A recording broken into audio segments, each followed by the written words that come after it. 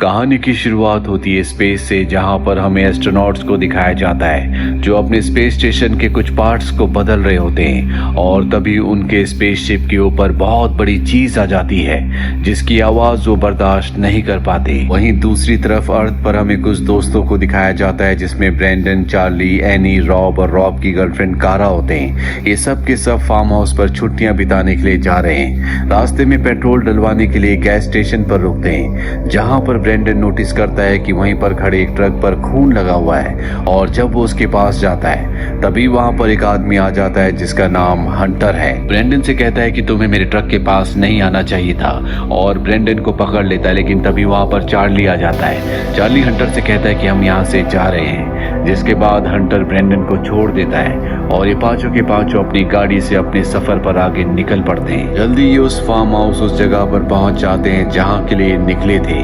कुछ देर आराम करने के बाद इनमें से तीन कहते हैं कि हम जंगल को एक्सप्लोर करने के लिए जा रहे हैं और जब ये जंगल में लगातार आगे बढ़ते चले जाते हैं तभी इन्हें वहां पर एक घर दिखता है जो पूरी तरह से अबैंडन्ड होता है। ये उस घर के अंदर चले जाते हैं जहां पर बहुत सारे जानवरों के पार्ट्स होते हैं। ये देखते हैं कि वहां पर आर्मी के एक बहुत बड़े ऑफिसर की फोटो भी है और ये ऑफिसर और कोई नहीं बल्कि हंटर है जो इन्हें गैस स्टेशन पर मिला था। और इससे पहले कि तीनों के तीनों यहाँ से निकलते हंटर अपनी गाड़ी लेकर अपने केबिन तक पहुंच जाता है। ये तीनों के तीनों पीछे की विंडो से भाग जाते हैं पर हंटर को पता चल जाता है कि यहाँ पर कोई आया था। वो इनका पीछा भी करता है लेकिन ये तीनों भागने में कामयाब हो जाते हैं और जल्दी वापस अपने फार्म हाउस में पहुंच जाते हैं जहाँ पर पहले से इनके दो दोस्त होते हैं। अब ये टीवी पर एक न्यूज देखते हैं जिसमें बताया जाता है कि दुनिया में अलग अलग जगह बहुत ही घने बादल मंडरा रहे हैं जो कि पूरी तरह से अलग तरह के बादल है।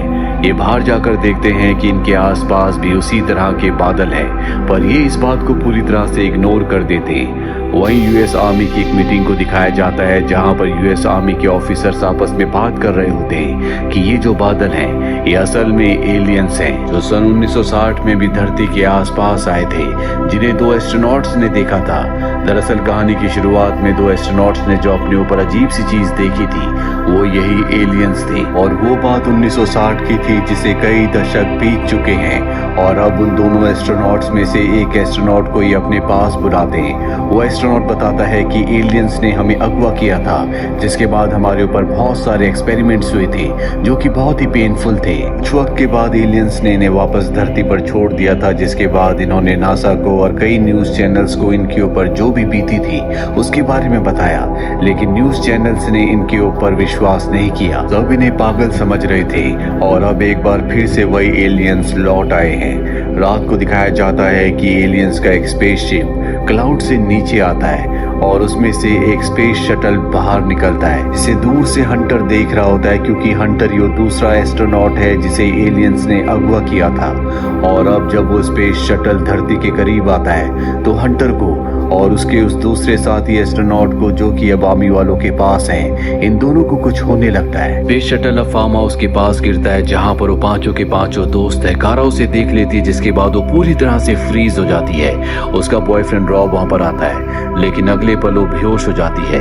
रॉब और बाकी लोग उसे होश में लाने की कोशिश करते हैं। जल्दी वो होश में आ जाती है और अब ब्रैंडन ने अपने घर के आसपास कैमरास लगाए होते हैं जो मोशन से पिक्चर को क्लिक करते हैं। रॉब देखता है कि उसमें हंटर की पिक्चर क्लिक हुई है, यानी कि वो उनके घर के आसपास है। वो उसे बाहर देखने के लिए जाता है लेकिन बाहर उसे हंटर कहीं नहीं दिखता, इसीलिए फार्म हाउस की तरफ बढ़ चलता है और तभी उसके पैर में कुछ चिपचिपा पदार्थ लगता है। वो नीचे देखने के लिए जाता है जहाँ पर एक एलियन छुपा होता है। उसके हाथ से टॉर्च गिर जाती है और वो घर के अंदर आ जाता है जहाँ पर वो चारों दोस्तों को उस एलियन के बारे में बताता है। इन्हें अब पता चलता है कि इनके घर के आसपास बहुत सारे एलियंस हैं। वहीं इन्हें कुछ आवाज आती है और जब ये सब के सब किचन में जाते हैं तो वहां पर एलियंस का एक ड्रोन होता है जो इनके घर का इंस्पेक्शन करने के लिए आया होता है। वो इन्हें नुकसान नहीं पहुंचाता और उस जगह से चला जाता है। पर इनकी सबसे बड़ी प्रॉब्लम ये है कि इनके घर के अंदर एक एलियन है, इसीलिए रॉब डर से गोलियां चलाना शुरू कर देता है जो गोली उसी की गर्लफ्रेंड कारा को लग जाती है। सब के सब कारा को गैराज में ले जाते हैं लेकिन उसे बचा नहीं पाते। उसके उसकी मृत्यु हो जाती है। रॉब को बहुत दुख होता है कि उसी की वजह से उसकी गर्लफ्रेंड मारी गई।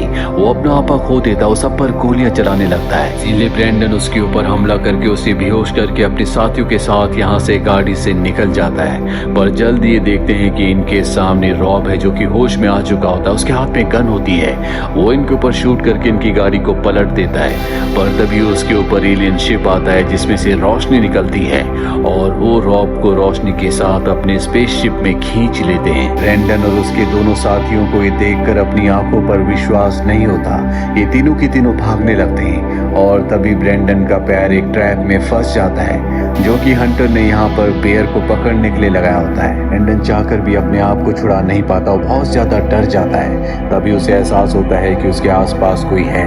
अगले पल उसके सामने हंटर आता है। हंटर उसे ट्रैप से आजाद कर देता है। पर अब इन दोनों को पता है कि इनके चारों तरफ एलियंस हैं, इसीलिए हंटर अचानक से इस जगह से गायब हो जाता है और अब एलियन धीरे धीरे इनकी तरफ बढ़ने लगते हैं। लेकिन तभी एक एलियन हंटर के बिछाए हुए ट्रैप में फंस जाता है जिससे हंटर को बहुत खुशी होती है। इसके बाद हंटर इन सब को अपने घर अपने केबिन में ले आता है जहाँ पर वो ब्रैंडन के पैर पर मरहम पट्टी करता है। साथ ही उन तीनों को बताता है कि आज से हजारों साल से एलियंस इंसानों को अगवा करके उनके ऊपर एक्सपेरिमेंट्स कर रहे हैं। अपने एक्सपेरिमेंट खत्म करने के बाद वो इंसानों को वापस धरती पर छोड़ देते हैं और इसी तरह से होमोसेपियन का भी जन्म हुआ था। दरअसल आज इंसान ने जो भी तरक्की की है वो एलियंस की वजह से की है।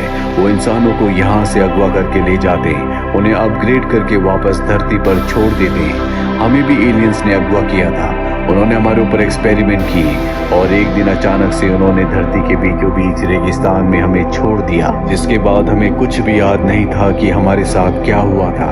लेकिन जैसे जैसे वक्त बीतता चला गया हमें सब कुछ याद आ गया कि एलियंस ने हमें कैसे अगवा किया, कैसे हमारे ऊपर एक्सपेरिमेंट्स किए और एलियंस की वजह से मेरे अंदर टेलीकाइनिक की पावर भी आ चुकी है। ब्रैंडन पूछता है कि एलियंस ऐसा क्यों करते हैं। हंटर बताता है कि शायद वो धरती पर कब्जा करना चाहते हैं, इसीलिए इंसानों को अगवा करते और उन्हें अपनी तरह बनाकर धरती पर छोड़ देते हैं, ये जानने के लिए कि उनके जैसे सिस्टम वाले लोग यहाँ धरती पर कितना सरवाइव कर सकते हैं। क्योंकि सूरज की रोशनी से उन्हें बहुत नुकसान पहुँचता है, वो सूरज की रोशनी में नहीं आ सकते। इसके बाद वो अपने शरीर पर निशान भी दिखाता है जो एलियंस ने बनाए थे। हंटर बताता है कि मैंने सच्चाई कई बार लोगों को, मीडिया को बताई, लेकिन किसी ने मेरे ऊपर विश्वास नहीं किया। इसीलिए रिटायर होने के बाद मैं यहाँ पर आ गया और मैंने तैयारी की कि जब एलियंस आएंगे तो उन्हें कैसे रोका जाए। क्योंकि आज की वो रात है जब एलियंस उन सब लोगों को दोबारा अगवा करेंगे जिनके ऊपर कई साल पहले उन्होंने एक्सपेरिमेंट किए थे। लेकिन अब हंटर ने एक एलियन को पकड़ लिया है और वो उसके ऊपर उसी तरह से एक्सपेरिमेंट करना चाहता है जिस तरह से उसके ऊपर कई सालों पहले किए गए थे। यहाँ पर अब एलियन का दूसरा साथी एलियन भी आ जाता है। वो बहुत तेज तेज आवाज करना शुरू कर देता है जिस वजह से ब्रैंडन अपने दोनों साथियों के साथ इस केबिन से बाहर निकल जाता है। लेकिन उसका पैर जख्मी है, इसीलिए वो भाग नहीं पाता। उसके दोनों दोस्त उसे वहीं पर छोड़कर उस जगह से निकल जाते हैं और जल्दी उनके ऊपर एलियन शिप आ जाता है जो उन दोनों को एलियन शिप में खींच लेता है। और अब ब्रैंडन का साथी चार्ली, जिसे एलियन शिप ने ऊपर खींच लिया, वो देखता है कि उसके चारों तरफ बहुत सारे ड्रोन्स हैं और यहाँ पर बहुत सारे इंसान भी हैं जिन सब इंसानों को एलियंस ने अगवा किया है। वो किसी तरह से अपने आप को आजाद करके यहाँ से आगे बढ़ता है जहाँ पर वो देखता है कि ब्रैंडन को भी एलियंस ने अगवा कर लिया है। साथ ही उसके नीचे के शरीर को उन्होंने पूरी तरह से बदल दिया है।